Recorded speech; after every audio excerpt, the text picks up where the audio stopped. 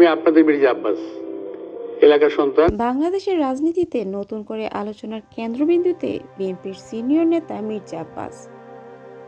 হঠাৎই অসুস্থ হয়ে রাজধানীর হাসপাতালে ভর্তি হওয়ার পর এখন তার শারীরিক অবস্থা নিয়ে রাজনৈতিক অঙ্গনে তৈরি হয়েছে উদ্বেগ ও আলোচনা। মির্জা আব্বাসের বর্তমান শারীরিক অবস্থা, চিকিৎসকের সর্বশেষ তথ্য এবং তাকে নিয়ে রাজনৈতিক মহলে কি আলোচনা চলছে। সর্বশেষ খবর অনুযায়ী বিএনপির স্থানীয় কমিটির সদস্য ও প্রধানমন্ত্রীর রাজনৈতিক উপদেষ্টা মির্জা আব্বাসের বর্তমানে ঢাকা এভারকেয়ার হাসপাতালে চিকিৎসাধীন অবস্থায় রয়েছেন। চিকিৎসকরা জানিয়েছে তার মস্তিষ্কে জটিল সমস্যার কারণে অস্ত্রোপচার করা হয়েছে এবং তিনি এখন নিউরো আইসিইউতে নিবিড় পর্যবেক্ষণে আছেন। এদিকে ডাক্তারদের মতে অপারেশনের পর তার শারীরিক অবস্থা পর্যবেক্ষণে রাখা হয়েছে এবং আগামী কয়েকদিন খুবই গুরুত্বপূর্ণ। প্রথম দিকে পরিকল্পনা ছিল উন্নত চিকিৎসার জন্য তাকে দ্রুত সিঙ্গাপুরে নেওয়া হবে, তবে চিকিৎসকদের সিদ্ধান্ত অনুযায়ী আপাতত তাকে দেশের বাইরে নেওয়া হচ্ছে না, কারণ বর্তমানে শারীরিক অবস্থা তাকে দীর্ঘ ভ্রমণে নেওয়া ঝুঁকিপূর্ণ হতে পারে বলে চিকিৎসকরা মনে করেন। মির্জা আব্বাসের অসুস্থতার খবর ছড়িয়ে পড়ার পর রাজনৈতিক মহলে নাড়াচাড়া হয়ে শুরু হয়েছে।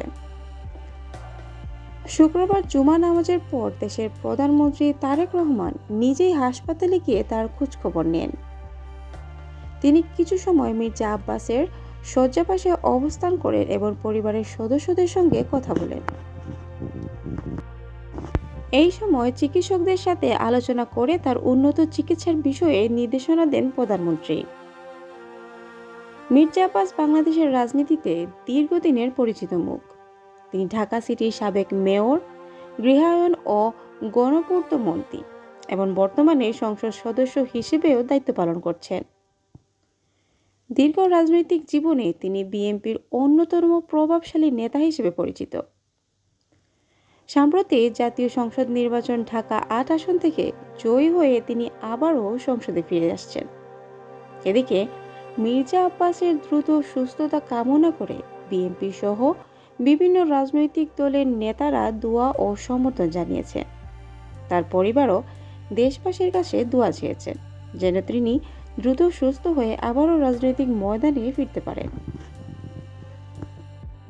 এখন পুরো বাংলাদেশ তাকিয়ে আছে মির্জা আব্বাসের শারীরিক অবস্থা কেমন এবং তিনি কবে আবার স্বাভাবিক জীবনে ফিরতে পারবেন। পরবর্তী আপডেট জানার জন্য আমাদের চ্যানেল সাবস্ক্রাইব করে পাশেই থাকুন।